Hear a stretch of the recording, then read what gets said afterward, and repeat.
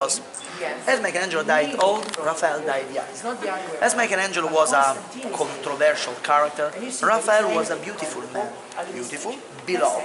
All the women of Rome followed his funeral, according with tradition. He was buried in the temple for all the gods that was changed into a mausoleum for the artists. So his contemporaries consider Raphael a great master. And also when he died, his reputation kept going growing. For example, the great British artist Edward Turner came to Rome twice. Once to study art, second to study Raphael, only for Raphael. So imagine that his reputation survived the centuries. 300 years later, in a country that was quite far, like Britain, the reputation of Raphael was still big. Raphael worked with a school, and these paintings are completely different than the ones of Michelangelo, because the bodies of Michelangelo are big, full of muscles, and sometimes a bit brutal. So they look like monsters. You will see in the Sistine Chapel women with big muscle.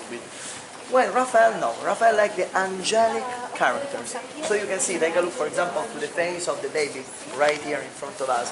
You can see that they look like very, very sweet, very gentle, and also very modern if you compare with the period they've been made. Raphael was also the inventor of the interactive painting. What do I mean?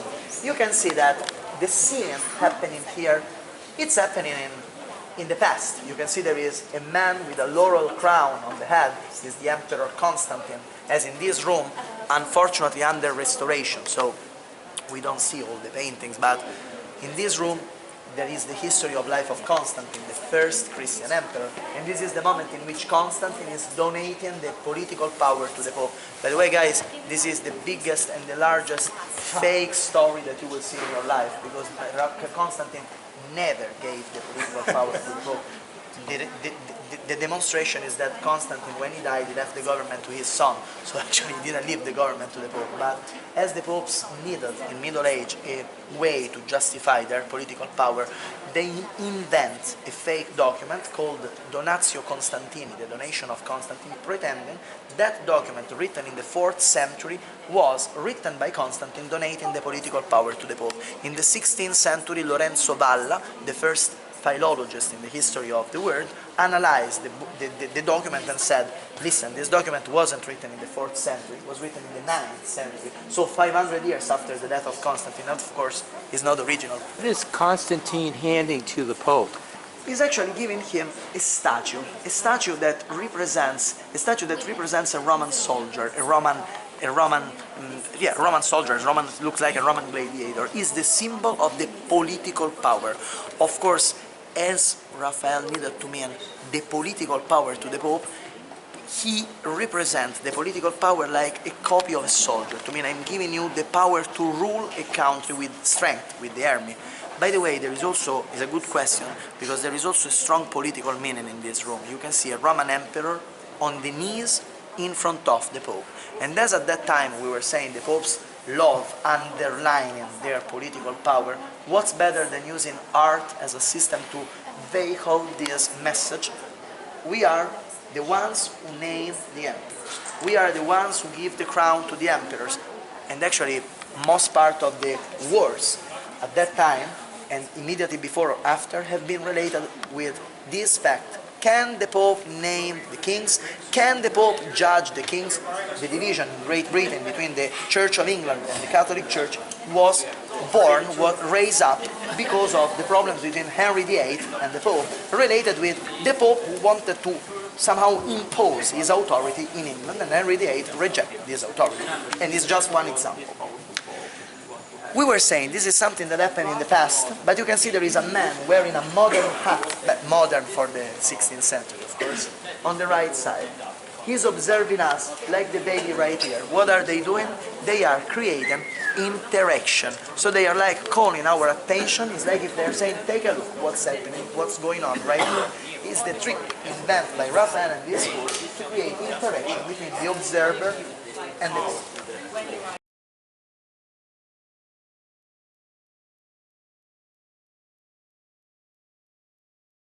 Second room, Heliodorus room. Once again, in this room we have a very, very strong political meaning. Pope Julius II was a politician. We don't have to think he was Pope because of religion. He was a politician, smart and good. And he had to fight many times during his kingdom to reconquer the castles that his predecessor Alexander VI lost in the northern part of Italy. This was the room where the Pope used to meet soldiers, general of the army. And that's why in this room we have something that reminds the political power and the political strength of the Pope. In front of us, you can see a scene divided in three parts. We start from the right.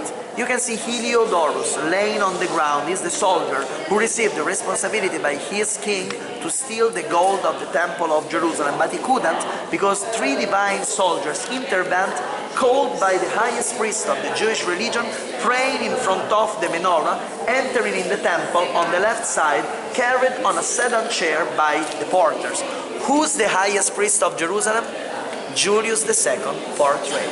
Basically, Julius II ordered Raphael to represent him as the highest priest of Jerusalem, in this case, to mean my power, the power of the church, doesn't come from the weapons of my soldiers. It comes from the Lord. So, in other words, don't mess with the Pope, because his power is bigger than the one of any other. Something that you can find also on the opposite wall, right here. This is an historical fact.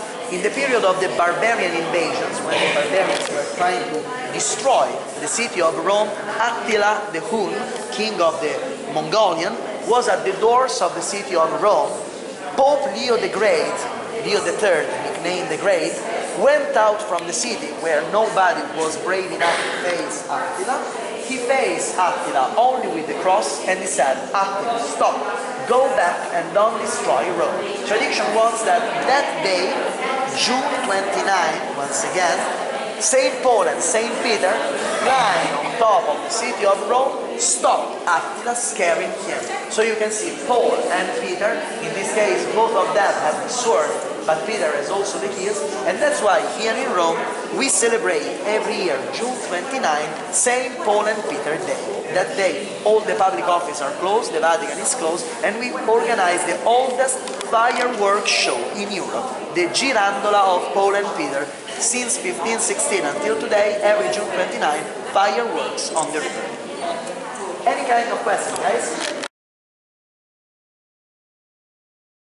This side, at the bottom of the room, because actually the most interesting one is the one in front of us. If you notice your ticket, the ticket that you have, there is a scene that comes from this room.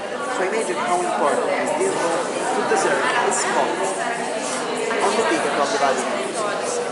As the previous room was a pub room where the Pope used to meet other people, this is a private one. In this room, the Pope used to come alone. This was the private office, the office where the Pope reflects, signing the most important documents. That's why the name of the room is the room of the signature. The Pope used to sign here the most important documents. Here there was also the private library of Pope Julius II. In front of us we have the painting that we consider the most important, even made by Raphael, the so-called School of Athens. What's the School of Athens? The School of Athens is the painting that represents all the most important Renaissance artists dressed like all Greek philosophers in order to create a connection between Renaissance and ancient Greek philosophy.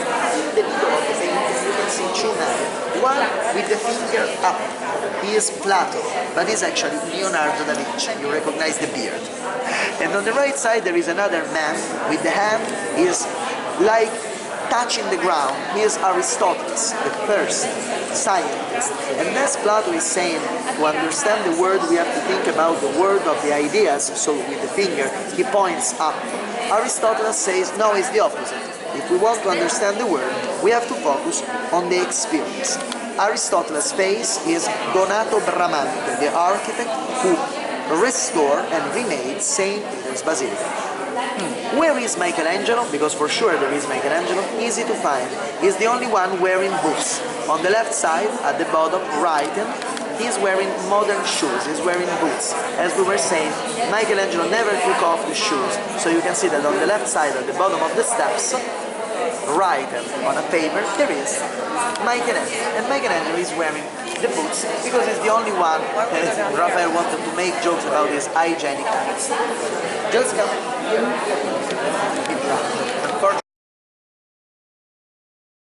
Side, wearing a black hat, there is the self-portrait of Raphael, who we recognize because Raphael is observing us, so he's actually creating interaction with us. Raphael is the one who wears the black hat, and he's very humble because it's like to say, I'm not a master, I'm just a student, and I'm entering in the school of Athens, but I don't deserve to be in the middle of the room. The other three walls, so very well. The other three walls of this room, they are the three steps of knowledge in Renaissance times. In Renaissance times, in order to be considered a master, you had to climb three steps: truth, good, and beauty. Truth is religion, and you can find right here, is the Eucharistic miracle. Good is art. In order to be considered good, you have to be expert in any kind of art, and you can see in front of us, on top of the window over there, there is the representation of art, poetry, singing, music, theater. You can see any kind of art represented down there, and in the middle there is Apollo, the god who protects art, playing the violin. It's like the representation of art. Once the artist knows the truth and the good, he can do beautiful things. Beauty is right here, is on top of this window, and it's represented by a beautiful woman watching herself in a mirror. When the artist knows truth, good, and beauty, can be considered a master, deserving his place in the school of Athens, down here. Rooms, we are just crossing this one.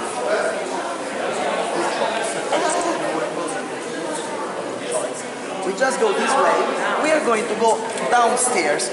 The only thing I want to show you in this room is the big painting in front of us that represents Charlemagne, emperor of the Holy Roman Empire, receiving the crown in St. Peter's Basilica, Christmas night of 800. So you can see right here in the middle, Charlemagne, emperor of the Holy Roman Empire, receiving the crown directly by the hands of Pope Leo IV. A simple thing that created a huge quantity of problem in the history of Europe, as since that moment the Pope felt the authority of naming each single emperor and king in Europe.